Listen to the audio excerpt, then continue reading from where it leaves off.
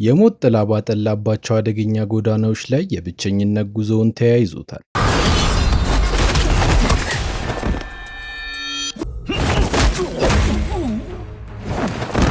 ልቡን የሚያደማውና የነፍሱን ሰላም የነጠቀው ክስተት ወደ አውሬነት ቀይሮታል።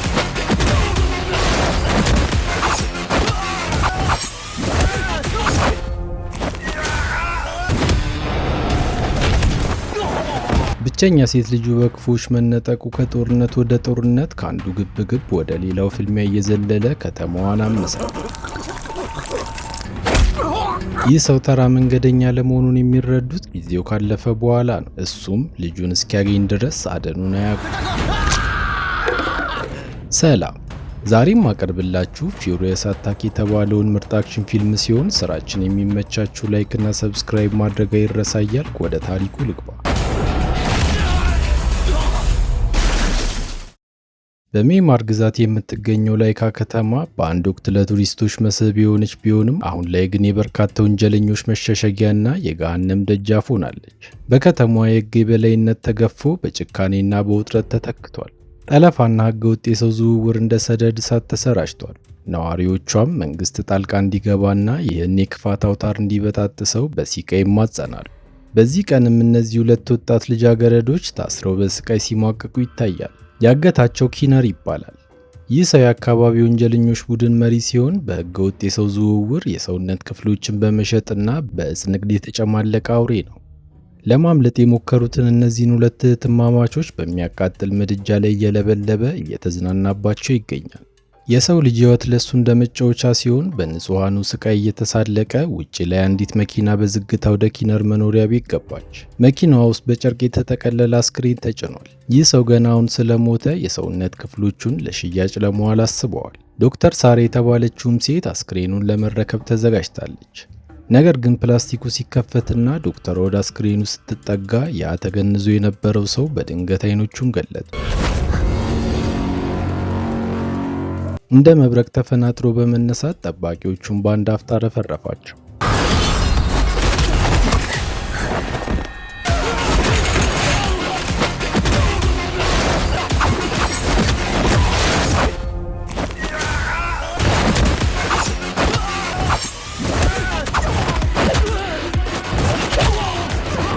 ይህ ሰው ሎንግ ይባላል። የቀድሞ የልዩ ኃይል አባል ሲሆን የታገተችውን ልጁን ፍለጋ ነው የመጣው።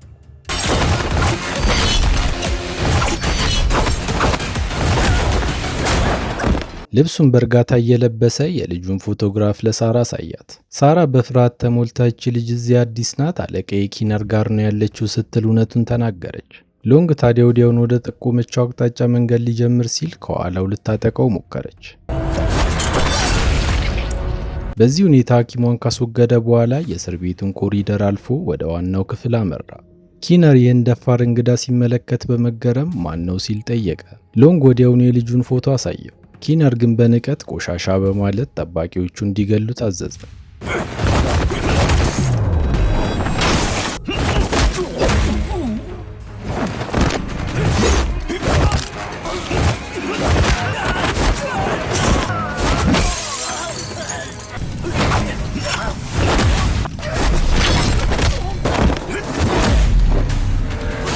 የሎንግ እጆች ጠላቶቹን እንደ ቅጠል ሲያረግፋቸው ሲመለከት ኪነር በፍርሃት መራድ ጀመረ። የልዩ ኃይል ብቃቱና የልጁ ፍቅር የሰጠው ብርታት የማይበገር አድርጎት ጠባቂዎቹ አንድ በአንድ ሲወድቁ ኪነር ወኔው ከዳው። ተንበርክኮ እባክህ ማረኝ፣ እኔ ትእዛዝ ተቀባይ ብቻ ነኝ፣ ከኔ በላይ አለቆች አሉ ሲል መለመን ጀመረ። እሱም ያለምንም ርኅራኄ ልጆቹን ሲጠብስበት የነበረው ምድጃ ላይ በፊቱ ለጥፎት በልጁ ትውስታ ወደ ኋላ ተመለሰ። አንሲን ትባላለች። ያሳደጋት ብቻውን ነበር። ቤታቸውን በእንስሳት የተሞላ ፍቅር የነገሰበት ነበር። ኪነር ታዲያ ህመሙን መቋቋም ሲያቅተው በመጨረሻ አድራሻውን መናዘዝ ጀመረ። ሬድ ዲስትሪክት ወደ ተባሉ የከተማ ክፍል እንደወሰዷት ገለጸለት። ሎንግ ግን ገና ቁጣው አልበረደም። ያን ጨካኝ በዚያው ቅጽበት ካስወገደው በኋላ ያገኘውን መረጃ ላይ ተመስርቶ ጥናቱን ቀጠለ።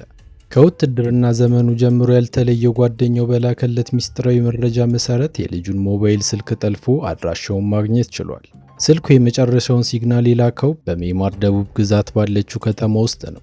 ከዚህ ሁሉ ምስቅልቅል ጀርባ ጂኤም ቴክኖሎጂ የተባለ ድርጅት እጁ እንዳለበት ደርሰውበታል። ይህ ድርጅት ግን በስም ቴክኖሎጂ ተቋም ይባል እንጂ በውስጡ ኩንማይ የተባለ አረመኔ የሚያስተዳድረው ግዛት ነበር። ኩንማይ በሌካ ከተማ ውስጥ የክፋት አክሊልን የደፋ ለገንዘብ ሲል ሰዎችንና አካላቸውን የሚቸረችር የደም ነጋዴ ነው። በተለይም የሰዎች ዝውውር ለኩንማይ የገቢ ምንጭ ብቻ ሳይሆን የኃይልን መገለጫው ጭምር ከሆነ ዓመታት ተቆጥረዋል። በዓለም ዙሪያ ካሉ መሰል ወንጀለኞች የሚቀርብለትን የተለያዩ የሰው አካል ፍላጎት ለማርካት ንጹሐንን እንደ ከብት ሲሰበስብ ኖሯል። በዚህ ቀን ታዲያ ጂዮ የተባለው ታማኝ አገልጋዩን በቁጣ እየገሰጸው ይገኛል። ምክንያቱም አንድ ጋዜጠኛ የድርጅቱን ሕገወጥ ስራዎች የሚያጋልጥ መረጃ ይዞ መውጣቱንና ጂዮ ይህንን ቀድሞ ባለማወቁ ነበር። እሱም በፍርሃት እየተንቀጠቀጠ ያ ጋዜጠኛ በእጃችን ነው፣ ጉዳዩንም በቅርቡ እናጣራለን ሲል እየተርበተበተ ለማስረዳት ሞከረ። ኩንማይ ግን በግዛቱ ላይ አንዳችም ስህተት እንዲኖር አይፈቅድም። ትዕዛዙን ያላከበረ ደግሞ እጣ ፋንታው ሞት ብቻ ነው።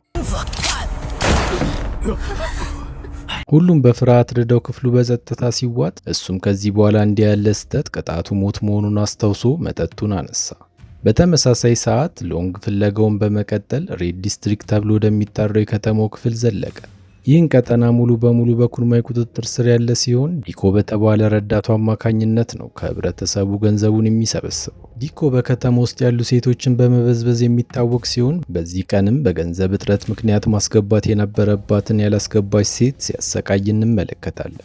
በመጨረሻም የጎደለውን ገንዘብ ለመካስ ማሳጅ እንድትሰጠው አስገድዶ ይዟት ገባ። በዚህ መሃል ሎንግ ተከሰተ። የልጁን ፎቶግራፍ እያሳየ አይቷት የሚያውቀውንም ጠየቀው። ዲኮ ግን መጀመሪያ እንደማያውቅ በመምሰል ሊያፌዝበት ቢሞክርም አንገቱን ይዞ በብረት እጇ እንዲህ ሲያሳርፍበት የማያውቀውን ሁሉ መለፍለፍ ጀመረ። ልጅቷን ጂኤም ለተባለው ድርጅት ኃላፊ አስረክቢያታለሁ ሲል ሚስጥሩን አወጣ። ሎንግ ከመሄዱ በፊት ታዲያ የማይረሳ ስጦታ ሰጥቶት ነበር ወደ ቀጣዩ ኢላማ ሄደው።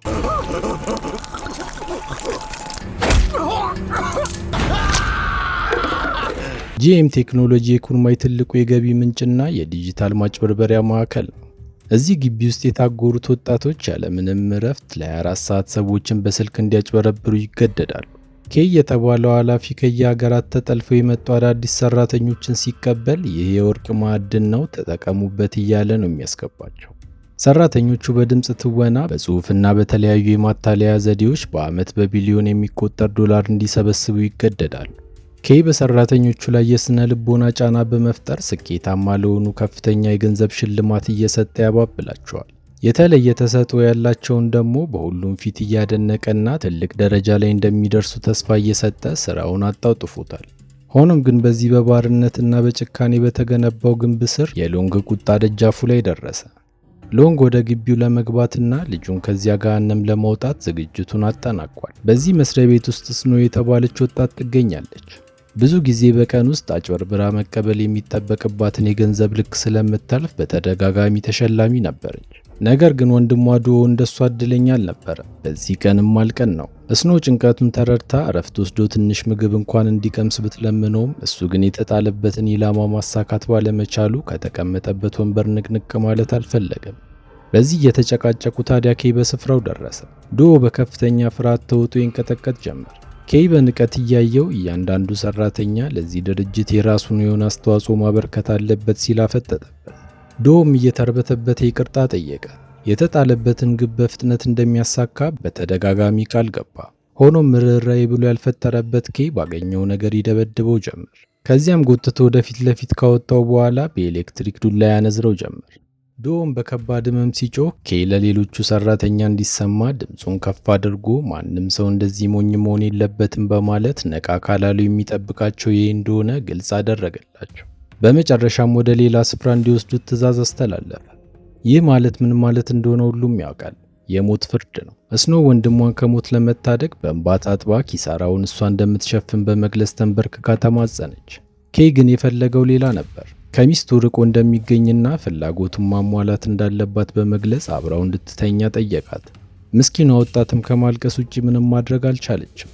በዚህ መልኩ ሁሉም በፍርሃት ተወጥሮ በነበረበት ቅጽበት ግን ያልታሰበ እውከት ተፈጠረ። ሎንግ ምንም ሳይመስለው በድፍረት ወደ ውስጥ ዘልቆ በመግባት በመስሪያ ቤት ውስጥ ያሉትን ሴት ሰራተኞች ሁኔታ በትኩረት ማስተዋል ጀመረ። ኬይ በዚህ ያልታሰበ ድፍረት ክፉኛ ተቆጥቶ ማን እንደሆነና ምን እየሰራ እንደሆነ በቁጣ ጠየቀ። ሎንግ ግን ምንም ቃል አልተነፈሰም። የጠፋሽ ልጁን ፎቶግራፍ አውጥቶ አሳየው። ኬይ ከቁጥጥር ውጭ ወጣ። ቆሞ በስድብ ሲያጥረገርገው ተከታዮችም ሎንግን ለማጥቃት ወደፊት ቀረቡ።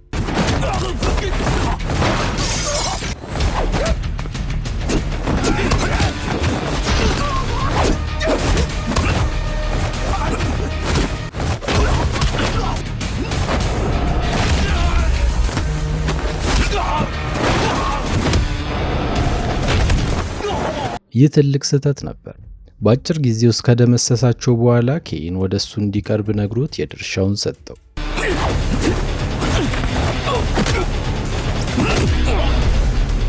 እሱ ግን በከባድ ስቃይ ውስጥ ሆኖም ትዕቢቱ አልለቀቀውም። ያቺ የምትፈልጋት ልጅ እኮ ሞታለች በማለት አሾፈበት።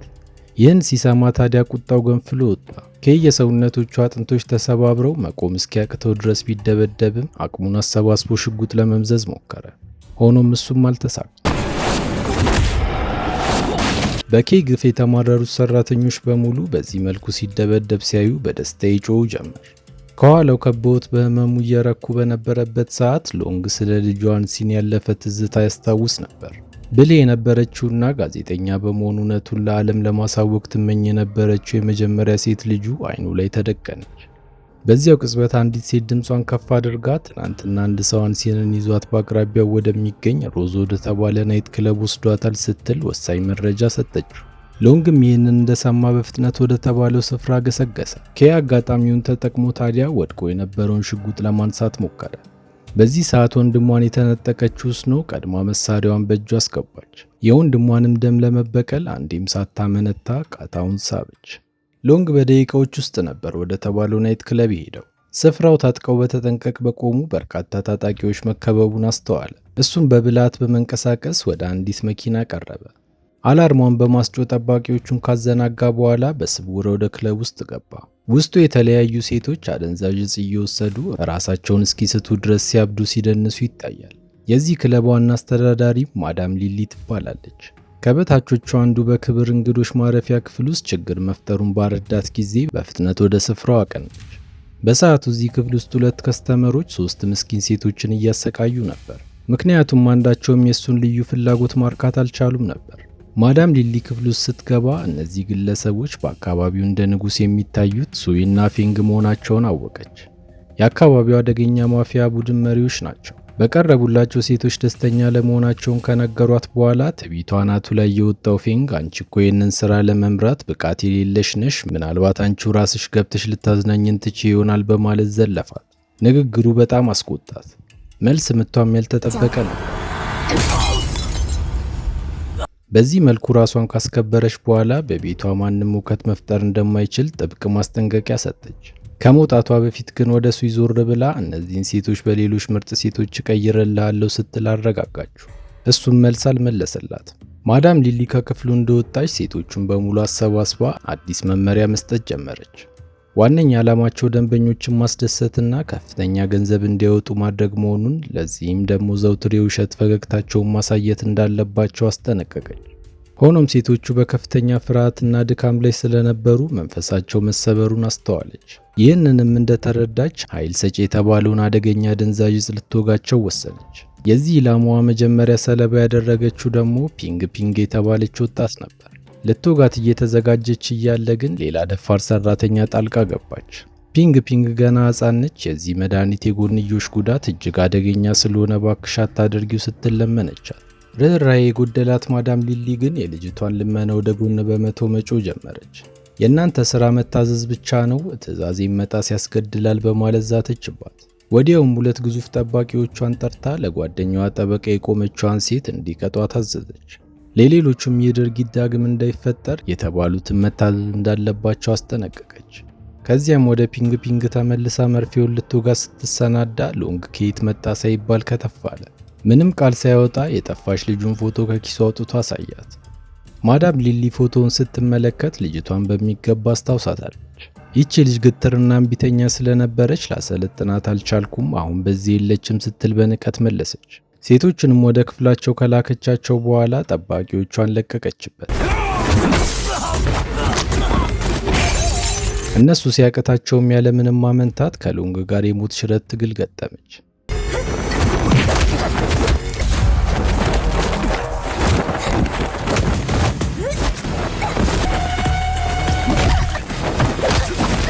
ከጠበቀው በላይ ፈተናውን አበታለች።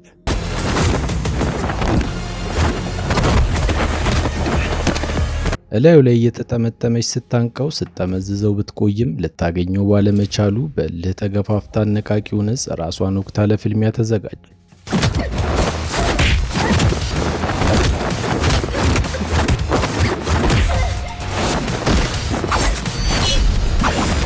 ኃይሏ እጥፍ ድርብ ሆኖ የሎንግ ምቶች የተሻለ ብትቋቋምም ተጨማሪ አነቃቂ መርፌዎችን በአንድ ላይ ሲወጋት ግን ኃይሏ ተሟጦ መሬት ላይ ተዘረረች። በዚህ ቅጽበት የሎንግ አእምሮ ወደ ኋላ ተመልሶ የልጁን የአንሲንን ትዝታ ማውጠንጠን ጀመረ። ከስራ ሲመለስ የምታዘጋጀውን ጣፋጭ ምግብ ይናፍቀዋል። እንዲሁም ወደ ውጭ ሀገር ለስራ ሲጓዝ እንዴት አቅፎ አምርራ ታለቅስ እንደነበር በአይነ ህሊናው ተሳለበት። በዚህ ሰዓት ማዳም ሊሊ በእጹ ኃይል አእምሮ አንስታ ትለፈልፍ ጀመር።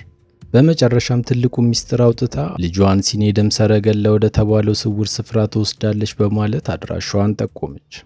ሎንግ ይህን ወሳኝ መረጃ እንደሰማ ጊዜ ሳያጠፋ ወደ ስፍራው ገሰገሰ። ይህ በእንዲህ እንዳለ ኩንባይ በግዙፍ መኖሪያ ቤት ውስጥ በገንዘቡ እየተጫወተ ይገኛል። የገንዘብ ፍቅሩ አናቱ ላይ ወጥቶ አይምሮውን ሊስት ምንም አልቀረው።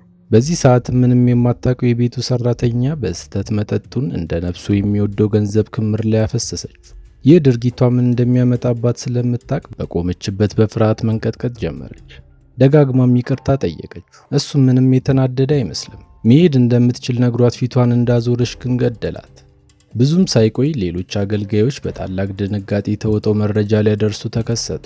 አንዱ ማንነቱ ያልታወቀ ግለሰብ የንግድ ተቋሞቻቸውን እያፈራረሰባቸው እንደሆነና አንሲን የተባለች ልጅ ፎቶግራፍ እያሳየ አባሎቻቸውን እየጨፈጨፈ እንደሆነ አረዱት። ኩንማይም በሁኔታው ክፉኛ ተቆጥቶ ጥበቃውን በይበልጥ እንዲያጠናክሩና ተጨማሪ ወታደሮችን በስፍራው እንዲያሰማሩ ትዕዛዝ ሰጠ። በሌላ በኩል ሎንግ ቀደም ሲል ወደ ተባለው ቀጠና ዘልቆ በመግባት በስፍራው የነበሩትን የደህንነት ካሜሮች በሙሉ አንድ በአንድ በማጥፋት መንገዱን ማደላደል ጀመረ። ቦታው ከጥቅም ውጭ በሆኑ ባቡሮች የተሞላ ሲሆን ለሕገ ወጥ የሰው ንግድ ተብሎ የተዘጋጀ መጋዘን ነበር። በሰዓቱ አንድሪው በስልክ የንግድ ልውውጥ እያደረገ ሲሆን በዙሪያ ያሉ ምስኪን ድሆች ለጥቂት ሳንቲም ሲሉ ደማቸውን እንዲለግሱ ያደርጋል። ድህነት እንደ ገቢ ምንጭ የሚጠቀመው ይህ ድርጅት አንድሪው የሚመራና የደም ሰረገላ በመባል የሚታወቅ ስውር ድርጅት ነው። የሰው ልጆችን እንደ ከብት ነው የሚቆጥረው።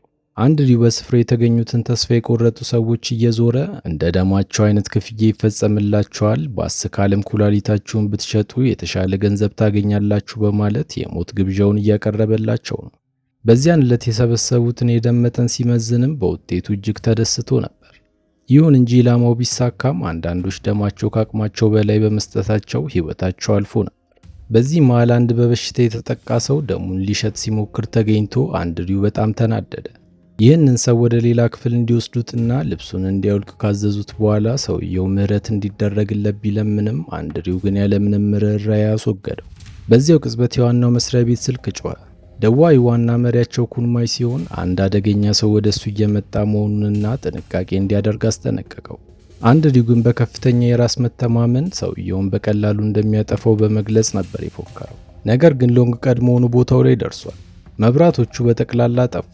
ዳግም ሲበሩ ሎንግ በአንድሪው ወታደሮች ተከቦ ተገኘ። ለጥቂት ጊዜ ሊጫወትበት በመፈለግ ሎንግ ካሸነፈ ልጅቷ ያለችበትን ቦታ እንደሚነግረው ቃል ገባለት። ጠባቂዎቹን በከፍተኛ ቁጣ ለማጥቃት ተወረወሩ። እሱ ግን እንዲህ በቀላሉ የሚረታ አልነበረም።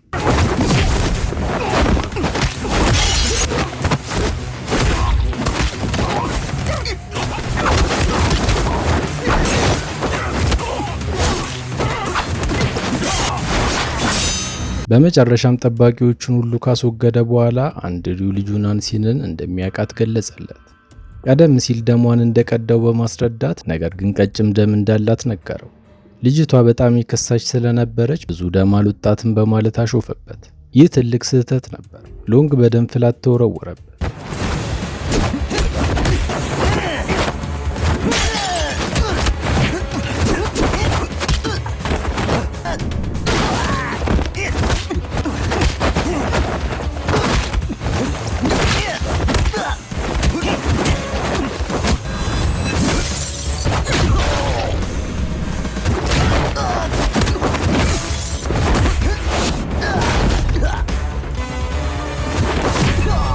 አንድሪው መጀመሪያ ላይ የቻለውን ያክል ሊያጠቃው ቢሞክርም በመጨረሻ ግን በሎንግ ብርቱ ምቶች ክፉኛ ቆስሎ ወደ ሌላ ክፍል ለመሸሽ ተገደደ። ቁስሉን ጠቅልሎም ዳግም ለፍልሚያ ተነሳ። ሎንግ ግን ለሰከንድ ፋታ ሳይሰጠው ከባድ ጉዳት አደረሰ። አንድሪው ሞትን በአይኑ ሲመለከት ድምፁን ዝቅ አድርጎ ምህረትን ተማጸነ። ልጇ ያለችው የሰውነት ክፍሎች የሚሸጡበት ሆስፒታል ውስጥ ነው በማለት ትክክለኛውን ቦታ አመለከተው። ሎንግ ይህንን መረጃ እንዳወቀ ነጋዴውን በአንድ ምት አስወግዶት ጊዜ ሳያባክን ወደ ሆስፒታል ነጎደ። ይህ በእንዲህ እንዳለ የኩንማይ አገልጋዮች ሎንግ ያደረሰውን ጥቃት አንድ በአንድ አስረዱት። ሰውየው ተራ ግለሰብ ሳይሆን የቻይና ልዩ የጦር ኃይል አባል እንደነበረም ገለጹለት። ኩንማይ ግን በንቀት መንፈስ ተሞልቶ ምንም ቢሆን ሰው ነው፣ ይደማል፣ ይሸነፋል በማለት ለጦርነት ራሱን ማዘጋጀት ጀመረ። በሙስና በተዘፈቀው ዓለም ውስጥ በገንዘብ ከገዛቸው የማይማር ወታደሮች ጋር በጀነራል ሶንግ በኩል ጥብቅ የስልክ ግንኙነት ፈጠረ። ጀነራል ሶንግ ግን በሁኔታው ክፉኛ ተደናግጦ ነበር። የሎንግን ማንነትና አስፈሪ የኋላ ታሪክ እረፍት ስለነሳው ኩንማይ እጅግ ከፍተኛ ጥንቃቄ እንዲያደርግ አጥብቆ አሳሰቡ። የሎንግ የትግል ጓደኞች ድንበር ጥሰው ወደ ማይማር ሊዘልቁ ይችላሉ የሚል ከባድ ስጋት በጀነራሉ ድምፅ ውስጥ ያስተጋባ ነበር። በዚህ ጭንቀት በተሞላበት ቅጽበት ሎንግ በድብቅ የሰውነት ክፍሎችን በሕገ ወጥ መንገድ ወደሚዘርፉት ሆስፒታል ሰርጎ ገብቷል። በቦታው ላይ ዶክተር ዞ የተባለ ርኅራኄ የማያውቀው ግለሰብ የበላይ ኃላፊ ሆኖ ትዕዛዝ ያስተላልፋል። ይህ ዶክተር የሰዎችን የሰውነት ክፍል በሕይወት እያሉ በቀጥታ ስርጭት ለቪአይፒ ደንበኞቹ በጨረታ ለመሸጥ ሙሉ ዝግጅቱን አጠናቋል። የሚሸጡትን የሰውነት ክፍሎች አንድ በአንድ እያብራራ ጨረታውን $200,000 ጀመረ። የተለያዩ የሰውነት ክፍሎችን ለመግዛት የሚያደርጉት ፉክክርም ቀጠለ። የቀጥታ ስርጭቱ እንዳበቃም ዘግናኙ የቀዶ ጥገና ሊጀመር መሆኑ ታወጀ። ብዙም ሳይቆይ ዶክተሩ እያሾፈ ተረጋጋ፣ በሰላም ታርፋለህ እያለ ልዩ በሆነ መሳሪያ ሕይወቱን በሰከንዶች ውስጥ ቀጠፉ። ከዛም ነርሶቹ የተመዘበሩትን የሰውነት ክፍሎች ወዴት መላክ እንዳለባቸው መመሪያ እየተቀበሉ ባሉበት ቅጽበት ያልተጠበቀ ክስተት ተፈጠረ። ሎንግ በድንገት እንዳውሎ ነፋስ በሩን ሰብሮ በቦታው ተከሰተ። በከፍተኛ ቁጣ እየጮኸ አንሲን የተባለችው ወጣት ሴት ነች ሲል አፈጠጠባቸው። ዶክተር ዞ ግን ምንም እንደማያውቅና በቦታው እጅግ በርካታ ታካሚዎች እንዳሉ በመግለጽ ለማስተባበል ሞከረ። እሱ ግን ይህንን ውሸት ሊቀበል ስላልቻለ ዶክተሩን በኃይለኛ ቡጢ መሬት ላይ ዘረሩ። የሎንግን ድብደባ መቋቋም ያቃተው ዶክተር እጅ በመስጠት ታካሚዎች ወዳሉበት ክፍል ሊመራው ተስማማ። በማቆያ እስር ቤት ውስጥ በርካታ ሕፃናትና ታዳጊዎች በከፍተኛ ፍርሃት ተውጠው ይንቀጠቀጡ ነበር። ሎንግ እያንዳንዳቸውን በጥንቃቄ ቢመረምርም የሚወዳት ልጁን ግን ሊያገኛት አልቻለም። ከልጆቹ መካከል አንዱ አንሲን የተባለችውን እህታችንን አውቃታለሁ በማለት ጣቱን ወደ ዶክተር ዞ ቀሰረ። ልጅቷን የወሰዳት እሱ መሆኑንም መሰከረ። ይህንን የሰማው ሎንግ በንዴት አብዶ ዶክተር ዞን እየጎተተ ሊያጠፋው ሲዘጋጅ እሱም በጭንቀት ይለምነው ጀመር። ልጅቷ ወደዚህ ስትደርስ ጤናዋ እጅግ አሳሳቢና ከባድ ደረጃ ላይ ነበር። ልናድናት አልቻልንም በማለት የሕክምና ማስታወሻውን አቀረበለት። እሱም ተቀብሎ ማስታወሻውን ሲመለከት የልጁ ልብና ዋና የሰውነት ክፍል ገና ዛሬ ጠዋት ወደ ውጭ ሀገር መላኩን በማንበቡ አእምሮውን ሊስት ደረሰ። አዞረው። ይህ ፈጽሞ ሊሆን አይችልም በማለት እውነትን መካድ መረጠ። ዶክተሩን ማረጋገጫውን ለማሳየት ሎንግን ወደ አስክሬን ማቆያ ክፍል መራው። በቀዝቃዛው ክፍል ውስጥ በርካታ አስክሬኖች በፕላስቲክ ተሸፍነው ተደርድረዋል። ልቡ እንደ ከበሮ እየመታ እያንዳንዱን ፕላስቲክ እየገለጠ በጥንቃቄ ይመረምር ጀመር። በመጨረሻም አንዱን ፕላስቲክ ሲከፍት የሚወዳት ልጁ ተኝታ ተመለከተ። ሁኔታው እጅግ ዘግናኝ፣ አሳዛኝና ልብ የሚሰብር ነበር። ሎንግ ይህንን ሲያይ መሪር እንባውን መቆጣጠር ተሳነው። ጉልበቱ ከዳው። ምሬቱን በዶክተር ዞ ላይ እስኪበቃው ተወጣበት። ይህች የኔ ልጅ ልትሆን አትችልም፣ አንሲን የት ነች እያለ እውነታውን በመካድ መጮውን ቀጠለ። በዚህ መሃል አንዲት ነርስ ላፕቶፕ ይዛ ቀረበች። በላፕቶፑ ላይ አንሲን በማይማር ያደረገችውን የምርመራ ቪዲዮ ይገኝበታል። ጋዜጠኛ ሆና እየሰራች በነበረበት ሰዓት የኩንማይን ሕገወጥ የወንጀል ድርጊቶች በድፍረት አጋልጣ ነበር። ከዚህም ባለፈ በኩንማይ ስትሰቃይና ስትደበደብ የሚያሳይ አሳዛኝ ቪዲዮ በላፕቶፑ ላይ ተመለከተ። የሎንግ ልብ ሐዘን ተሰበረ። ብዙም ሳይቆይ ታዲያ ከኩንማይ መልእክት ደረሰው። ወደ ቤቱ እንዲመጣ ነበር የጋበዘው። ልክ እንደ ልጅ በክብር እቀበላለሁ በማለት በአሽሙር ተሳለቀ።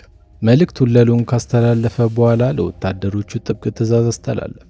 እነሱ ግን እኛ የተቀጠርነው ቦታውን ለመጠበቅ እንጂ ሌላ ግዳጅ የለብንም በማለት መጀመሪያ ላይ አሻፈረኝ ብለው ነበር። መልሳቸው ኩንማይን በጣም ነበር ያስቆጣው። ምንም አይነት ሰበብ ሊቀበል ስላልፈለገ አገልጋዮቹን 3 ሻንጣ ሙሉ ጥሬ ገንዘብ እንዲያቀርቡ አዘዘ።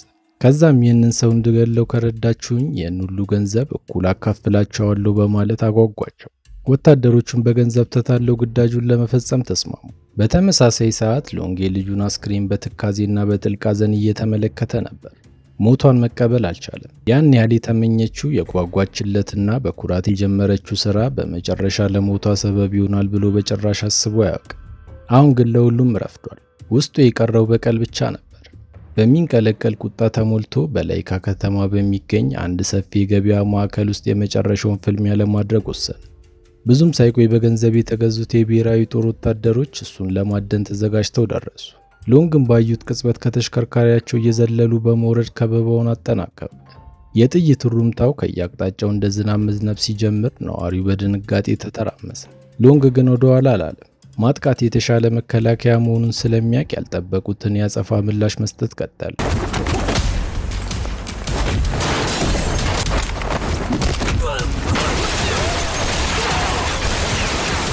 የሎንግን አደገኝነት የምንረዳው እዚህ ጋር ነው። እነዚህን የሰለጠኑ ወታደሮች ከየጥጉ ብቅ እያለ መቀነስ ጀመረ።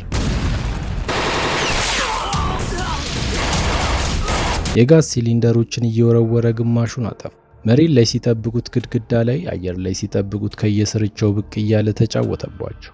በአካባቢው ያገኘውን ማንኛውንም ቁሳቁስ እንደ ጦር መሳሪያ በመጠቀም እጅግ አስደናቂ የሆነ የውጊያ ስልት አሳየ።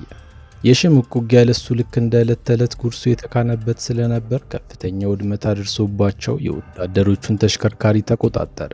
ከዛም ፊት ለፊቱ የተገተረውን ማንኛውንም መሰናክልና ጠላት እየጠረገ ማለፍ ጀመረ።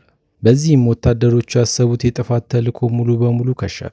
በሌላ በኩል ከዘመቱት ወታደሮች ምንም አይነት ሪፖርት ባለመስማቱ ኩርማይ በከባድ ጭንቀትና ስጋት መታመስ ጀምሯል።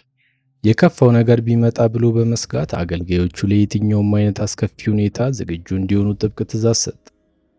በዚህ ጊዜ በገበያ ውስጥ በሕይወት የተረፈ አንድም ሰው አልነበረም። ሎንግ ከተገደሉት ወታደሮች አንዱን ሬዲዮ በማንሳት የበፊት የትግል ጓደኞቹን አገኘ። ኩርማይ አምልጦ እንዳይወጣ የላይካን ግዛት በሙሉ ቆልፈው እንዲዘጉትም አዘዘ። ይህ በእንዲህ እንዳለ የሚገባበት የጠፋው ኩርማይ ለማምለጥ ተዘጋጅቶ ገንዘቡን መሰብሰብ ጀምሯል። ወዲያውም ከጀነራል ሶንግ ያልተጠበቀ ስልክ ተደወለለት። መኖሪያው በልዩ የቻይና የጦር ኃይሎች ሙሉ በሙሉ ታጥሯል። ከላይካ ግዛት መውጣት አትችልም፣ ሁኔታው እጅግ አደገኛ ነው በማለት ከዚህ በላይ ሊረዳው እንደማይችል ገለጸለት። ኩርማይ አሁን ከልቡ ደነገጠ። አገልጋዮቹ የሚሸሽበትን መኪና ማዘጋጀታቸውን ቢያሳውቁትም መውጫ ቀዳዳ እንደሌለው የተረዳው ኩርማይ ፍርሃቱን ዋጥ አደረገ። ሎንግን እዚያው ቆይቶ ሊጋፈጠውም ቆረጠ። ውጪ ላይ አገልጋዮቹ በሙሉ እስከ ጥርሳቸው ታጥቀው በተጠንቀቅ ቆመዋል። በድንገት የቤቱ መብራት በሙሉ ተቋረጠ። ወዲያውም አስለቃሽ ጢስና ፈንጂዎች ወደ ውስጥ መወርወር ጀመሩ። በዚህ አስፈሪ ድባብ ታዲያ ሎንግ በሩን ሰብሮ ገባ። የጥፋትና የበቀል አምላክ አሁን በቤቱ መሃል ተገትሮ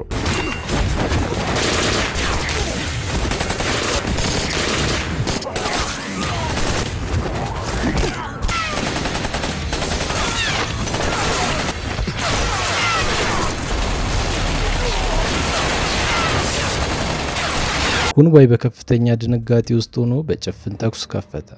ሆኖም በድንገት የሎንግ ጥይት በማለቁ ምክንያት ውጊያው ለጥቂት ሰከንዶች ጸጥ አለ። ይህንን አጋጣሚ ያየው ኩርማይ ታዲያ ሎንግን በተለያዩ ዘለፋዎች እየሰደበና እያሾፈበት ማሳደድ ጀመረ። በዚህ ክልል ውስጥ ያለኝን ኃያልነት አታውቅም፣ የገነባሁትን የንግድ ኢምፓየር አፈራርሰኸዋል፣ አሁን ግን ዋጋን ትከፍላለህ እያለ በከፍተኛ ትዕቢት ይፎክር ጀመር። ኩርማይ በንቀት ተሞልቶ አፉን ሲከፍት ሎንግም ልክ እንደ ቆሰለ ነብር ተወረወረ።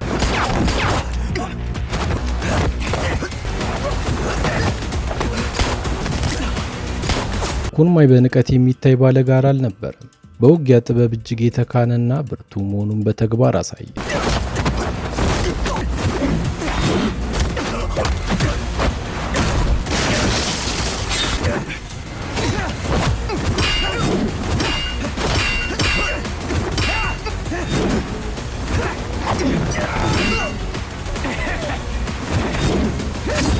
አንዳቸው ሌላኛውን ለማጥፋት የሞት ሽረት ትግል ውስጥ ገቡ። በየመሃሉም ሎንግን በስነ ልቦና ለመስበር ሲል አንሲንን ሲያሰቃያት የሚያሳይ ቪዲዮ ከፈተበት። የሎንግ ትኩረት ተበታተነ፣ ልቡ በሐዘን ተሸበረ። ኩርማይ በዚህ ብቻ አላበቃም። የአንሲንን የአንገት ሐብል አውጥቶ አሳየ። ይህ ሐብል ሎንግ ለሚወዳት ልጁ የሰጣት እጅግ ውድና ትርጉም ያለው ስጦታ ነበር። ይህንን ሲመለከት ታዲያ የሎንግ ቁጣ ገደቡን አልፎ ፈነዳ።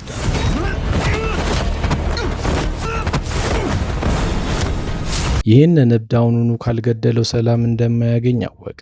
በመጨረሻም የሎንግን የቁጣ በትር መቋቋም አቅቶት መሬት ላይ ተዘረረ።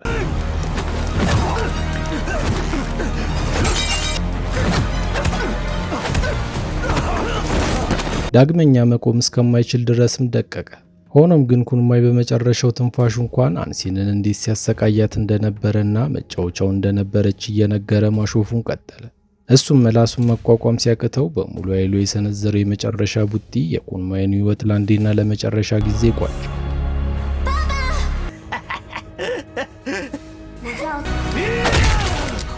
በተመሳሳይ ሰዓት የኩንማይ ተላላኪዎች የወንጀል ማስረጃቸውን ለማጥፋት የታሰሩትን ሁሉ ወደ አንድ ጥልቅ ጉድጓድ ውስጥ በመክተት ሊረሽኗቸው ተዘጋጁ። ነገር ግን ልክ በዚያው ሰዓት የቻይና ልዩ የጦር ኃይል አባላት በቦታው ደረሱ። ወንጀለኞቹን በቁጥጥር ስር በመዋልም ታጋቾቹን ከሞት አፋፍ ታደጓቸው። ውጪ ላይ ሲጠብቁ የነበሩት የልዩ ኃይል ሰራዊት በተጠንቀቅ ቆመው የካምፑ ትልቅ በር ተከፈተ። ሎንግ እና ነጻ ያወጣቸው በርካታ እስረኞች ከበሩ በድል አድራጊነት ሲወጡ የሎንግ የትግል አጋሮችም በታላቅ ክብርና ጭብጨባ ተቀበሉት። ሎንግ ምንም እንኳን በድል ቢወጣም፣ ምንም እንኳን የልጁን ገዳዮች ቢበቀል፣ ነፍሷን መመለስ ባለመቻሉ ይህ ለሱ የደስታ ቀን አይደለም። ነገር ግን የልጁ ውድ ትዝታዎች በልቡ ውስጥ ለዘላለም ሕያው ሆነው ይኖራሉ። እስከ መጨረሻው ስለተከታተላችሁኝ አመሰግናለሁ። ምንም አይነት ሐሳብና አስተያየት ካሉት ኮሜንት ላይ ለማስቀመጥ ወደ ኋላ ይበሉ። ቪዲዮውን ላይክ እና ሰብስክራይብ በማድረግ ያበረታቱን። አመሰግናለሁ።